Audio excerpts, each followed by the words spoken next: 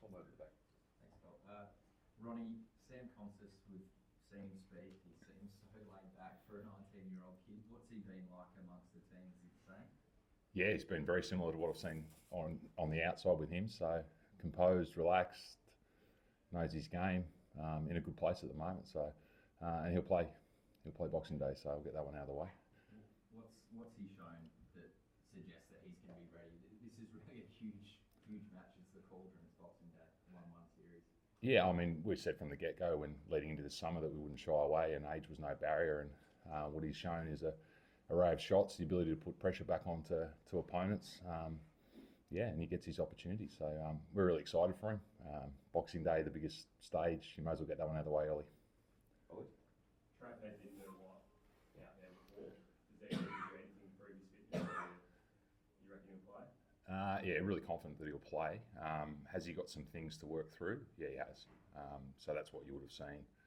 There's no concern at the moment. Has he been officially ticked off? I'm not sure. I didn't see the sort of back end of his training session there, but I'm pretty confident he'll play. What are the things he needs to do to get through? That's probably a medical question. I think he looked good with the bat in hand, so obviously his skills are in good order.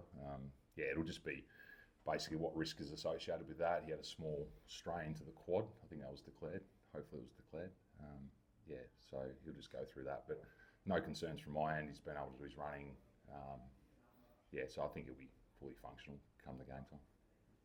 Sam behind the pole.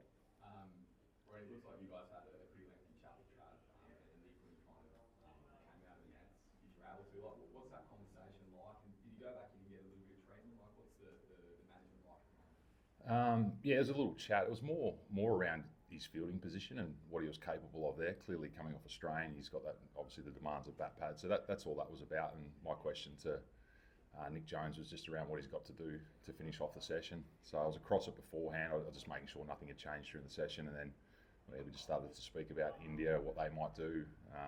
So it was nothing really that specific. It might have looked that way, but sometimes looks can be deceiving. Back, John. Andrew, so does that mean Josh Inglis is on standby? The rest of the team, Paddy will go with the rest of the team tomorrow.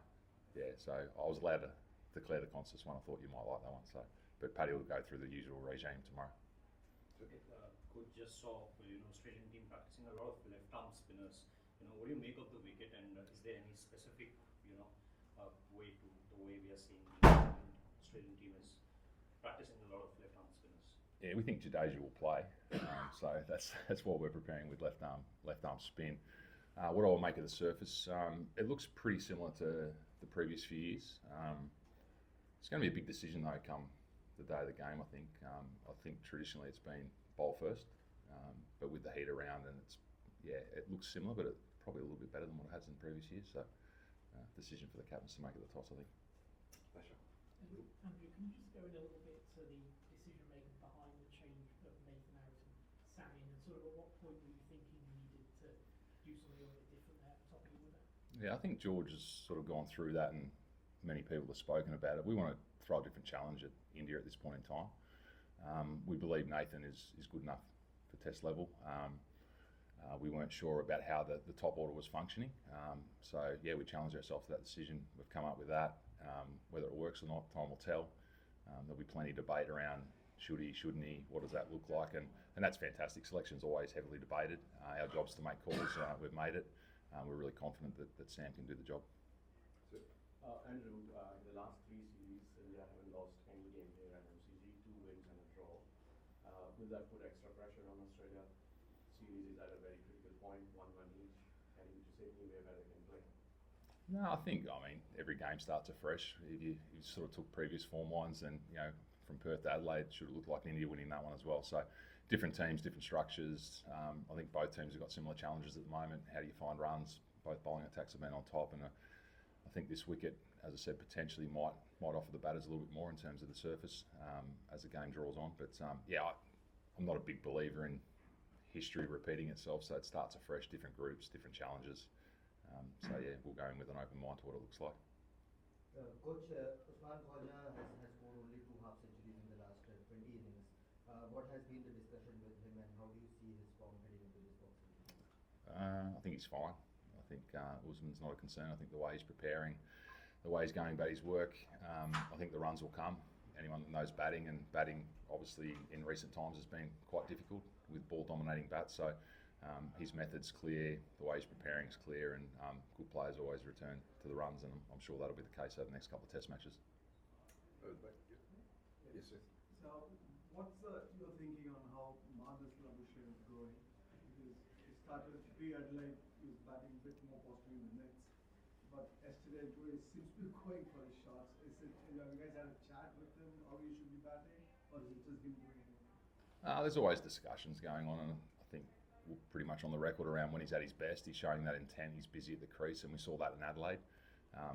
Significant challenge at the Gabba, and as I said, ball's dominated bat, so a lot of the batters haven't had much flow in this series on both sides of it. So, but when he's at his best, he's busy. He's got that intent, and he can be quite annoying at the crease, and we want to see an annoying Marnus Boxing Day.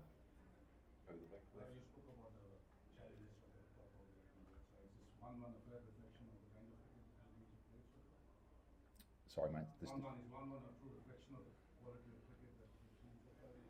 I think so. I think we're driving the game in Brisbane. If we were to be fair there, the surface potentially would have become more variable as the game went on, but the weather was probably always going to be the winner there. So, it's probably a true reflection. I think it was always going to be a closely fought Test series, and it wasn't always going to be a 4-1 either way. So, where it's at the moment, I think is probably where we thought it would be at. Louis? Has anything changed from a bowling point of view? Obviously, we're presuming that Scotty's coming off the role, like just what he's saying, he pitched, does that change calculations or presumptions? If we didn't pick Scotty here, and I know I'm not allowed to declare the team because that's Pat's job tomorrow, but I don't think I'm coming to the ground Boxing Day if Scotty's not in the 11. So you can go with that one as well. But look, our bowling, we've got great depth in our bowling. And just to clear up, Mitch Marsh is fully fit and available to bowl. And I know that he only bowled 2 overs last game and people were speculating around that. But that was more because of the weather interventions, and we're able to keep our fast bowlers fresh, albeit we only had 2 out of the 3 operating. But yeah, he's ready to go. And I think he'll play a role in this Test match with the ball more so than the previous ones. Dan? Back row. And twofold. Travis, do you know when the victory actually occurred? And two, in terms of Sam Constance, when did he find out? And what was his reaction when he find? I'll go with the first one, Heady. So it happened in that second innings. I think he just went to take off after a single. So I wasn't aware of it at the time. And then as it played out, you saw some of the replays coming up and he wasn't moving as well. So as I said, it was only minor. And then Sam, everyone's excited for him anytime you get a debutant. It's a moment in time, isn't it? And in particular, how young and how free he's going to play, I think is exciting for the group. No, Dodd told him this morning. So we wanted to get that out of the way. We wanted clarity for our batting unit. So before the team meeting, it's something that we don't usually do because we haven't had too many moving parts. But we thought get that out of the way. Everyone knows that he's in the team, and once we had that information, happy to declare it openly. So. A few more here, folks. One in the middle back, and then there, and then over here. Except for the second innings in Perth, Indian batting line has been kept quiet by your bowlers. How satisfying has that been? And do you suspect that the law of average might caught up in the Australian bowlers in the next matches? Because this is too good a batting lineup? Yeah, I think both. As I said before, both batting lineups have struggled. I think that's full credit to both bowling lineups. And the surfaces have probably lent themselves to ball dominating the bat.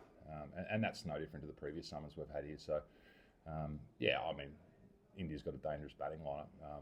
I think there'll be a recalibration somewhere in the next couple of Test matches for both batting lineups. And I think the key thing is once you're in, and as we saw with Steve and Travis at the Gabba, like once you get an opportunity and get in, you can't afford to expose a new batter, and they were able to elongate that partnership, which basically gives control of the game. So that's going to be the challenge when someone gets in. Just go big. So on the left. Coach, after the Brisbane game, the last day and a half, when India kind of pulled off and managed to avoid the follow-on, then what they did with the ball, did the mood change inside the Australian dressing room? What were the discussions like? Did you kind of reckon that it was an opportunity to put them further on the mat in the series, and they kind of have confidence and momentum on their side now heading into MCG? No, the mood didn't change, and I think in modern cricket, momentum is a bit of a myth. I think every Test match starts afresh, and I'm not a big believer in momentum. So this Test match starts again. How you enter that Test match is critically important to what happens during that game. So what happened in Brisbane it's not irrelevant. but it doesn't have a great connection to this game because of the surface and different challenges. So, yeah, but our mood didn't change. We knew what we were doing in the second innings. We're trying to accelerate it and try to beat the weather, basically, and the weather beat us. So we were comfortable with losing those amount of wickets in pursuit of a win, and that's the team we want to be. Last one, go. How was Barrow since coming into camp, and are the bowling loads with your two big quicks where they're at, where you thought they would be at this stage, and how important is bringing Jai in for these two test matches if there's a short turnaround and you do get caught on something that ends up being a bit flatter? Yeah, Jai's been impressive. Clearly had a setback in the Shield game with the shoulder. Every week that goes on, people are confident that it lessens the risk, and what we saw on the nets today is a highly skilled player, and he's getting somewhere near his best, which is exciting for us. And yeah, carrying the two extra quicks in the squad is, with the short turnaround, I think that's real. If this game becomes long into a short turnaround, then you've got to make some decisions. Our frontline quicks in terms of Starkey and Paddy are well placed. Probably, yeah, less load than we would have imagined after 3 test matches. So does that give them opportunity to back up from 4 and 5? I'd say that's highly likely. But as I said, depending on what happens in this game. So yeah, they're well placed. Excellent. Thanks, everyone. Thank you. Thank you. Merry Christmas, everyone.